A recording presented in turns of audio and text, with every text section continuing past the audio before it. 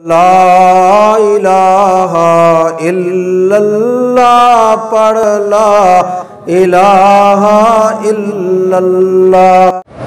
میرے ادارے میں کچھ پرویڈنٹ فنڈ پر ملنے والے بھائی پرویڈنٹ فنڈ پہ سود اگر ملتا ہے وہ لے لیں، کسی غریب کو دے دیں، کسی یتیم کو دے دیں، بیوہ کو دے دیں، لیکن ثواب کی نیت نہ کریں۔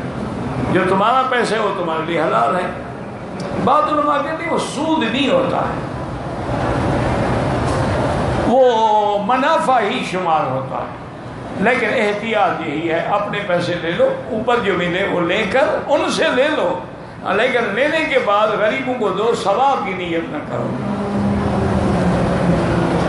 فوت شدہ والدین کی قضا نمازیں آپ نہیں پڑھ سکتے، ان کی طرف سے فدیہ دے سکتے ہیں، ہر نماز کا صدقہ فطر کے برابر، یعنی مثلا 2 سیر گندم، 5 نمازیں 1 وتر، 6 ہو 12 سیر گندم روز کے حساب سے۔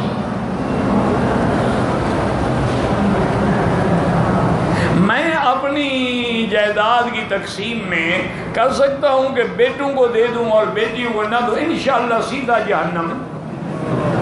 یوصیکم اللہ فی اولادکم للذکر مثل حظ الانثیین، یہ تو قرآن نے ان کو وارث بنایا ہے، تم کون ہو ان کو محروم کرنے والے؟ کوئی شریعت میں اپنے سب سے بڑے نالائق اولاد کو بھی آنکھ نہیں کر سکتا۔ اللہ نے اس کو تیرے گھر میں پیدا کیا، تیرا وارث بنایا ہے، تم اس کو ورثے سے کیسے محروم کر سکتے ہو؟ یا لڑکوں کو دے دو اور لڑکیوں کو، تمہاری شادی پہ ہم نے خرچ کیا، نہ کرو جناب شادی پہ خرچ، اس کو جائیداد تو دو نا۔ جائیداد اس کی بنتی ہے کروڑوں کی، شادی پہ خرچ کیا 1 لاکھ 2 لاکھ 10 لاکھ باقی۔ اس لیے ہمیشہ یاد رکھو، ایسا نہ ہو کہ قیامت میں بندہ اپنی اولاد کی وجہ سے جہنم میں چلا جائے۔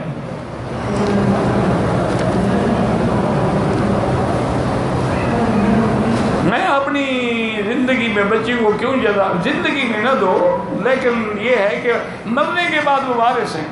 اگر زندگی میں لڑکوں کو دے جاؤ گے اور لڑکیوں کے لیے نہیں بچاؤ گے تو سیدھا جہنم۔